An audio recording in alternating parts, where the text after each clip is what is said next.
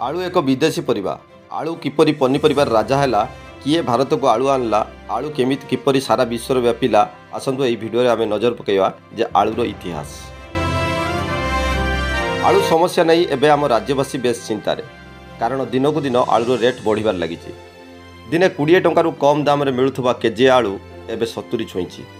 तेबे बजार रे आलूर संकट आगु खाउटी को बड़ असुविधार पकाइब बोली मध्य अनुमान करा जाउछि।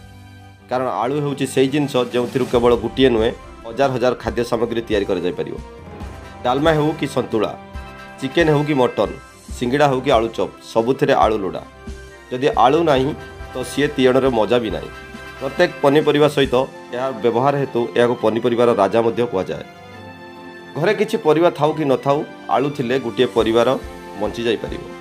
तेबे आपण जानती सबु भारतीयों पई एक निर्भरयोग्य खाद्य पालटिथिबा आलू भारत में जन्म हुई नथिला। आलू आमर देशी परिबा नुहे, यह एक विदेशी परिबा, किंतु आम भारतीयों यह प्रिय खाद्य। आलू को विदेशी परिबा जानिया परे आपण भाबुथिबे नाम यह केमिति होई परिबो। कारण आलू आम भारतीयों प्रिय। आलू बिना आम तीयण अधा अधूरा। हेले यह सत जे आलू एक विदेशी परिबा जहाँ आम देश लोकों मन राज करुच्ची। अंतर्जातीय गणमाध्यम संस्था बीबीसी रो एक रिपोर्ट अनुଯାयी 16 शताब्दी पर्यंत आलू को कौन यह एक साउथ अमेरिकार पेरूर लोक जना थिला। कार्बियान द्वीपपुंज में आलू चाष आरंभ होता। केवल एतिकी नुहे, से समय मध्य आलू को कमाटा और बटाटा ना चिन्ह जाउथला। यह 16 शताब्दी पर स्पेन रे पहुँचला। यह स्पेन दे यूरोप रे प्रवेश कला। जेतेबेले कोलंबस समग्र विश्व यात्रा आरंभ कले, सेतेबेले से समुद्र माध्यम आलू को पृथ्वीर विभिन्न देश नहीं पहुँचाइथिले।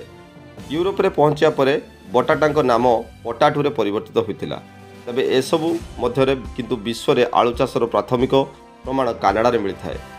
यह मध्य विश्वास करा जाए जे 1623 रु सेटारे चाष करा जाउछि। तापरे ब्रिटिश द्वीपपुंजरू आलू पूर्व दिग को गला, उत्तर यूरोप रे व्यापी गला। 1650 सुधा आलू बेल्जियम, नेदरलैंड, कमलेक्सबर्ग रे पहुँचला। 1740 सुधा जर्मनी, रूसिया एवं पोलैंड रे पहुँचा पर 1840 रे रूस रे पहुँचला आलू। आसतु नजर पकेइबा जे भारत रे केमिति पहुँचला आलू। कोलंबस समग्र विश्व रे आलू को परिचित करथिबा कजाउथवा है। भारत से आलू को आनी नथिला। भारत को पोर्तुगाल और डच माने आलू आनिथिले। सर्वप्रथम जेतले से भारत को पोर्तुगाल माने प्रवेश करथिले, तांको साथी से आलू नेकी आस्थिले। प्राय 18 शताब्दी रे ईस्ट इंडिया कंपनी भारत में आलू चाष आरंभ करिवार नीति आपणाइथिला बोली जना पड़े। भारत में ईस्ट इंडिया कंपनी आलू व्यवसाय लाभजनक होगा पर देखी प्राय 1800 मसीहा बेलू भारत में आलू चाष आरंभ होता। जहाँफल भारत में बहुल भाव में आलू चाष आरंभ हो जाता। भारतर जनता माने भी आलू को पसंद करने को लगिले। अन्यपटे कहुच्छे कि ईस्ट इंडिया कंपनी आलू नीति अनुजाई बहु परिमाण में आलू उद्भिद को चाषी को सस्ता मूल्य में बिक्री करागला। यह धीरे धीरे आलू प्रत्येक क्षेत्र में चाष कर फसल में परिणत है। भारत में आलू को प्रोत्साहित करने श्रेय वारेन हस्टिंग निकट को जाइथिला, जे 1772 रु 1785 पर्यंत भारत गवर्नर जनरल थिले।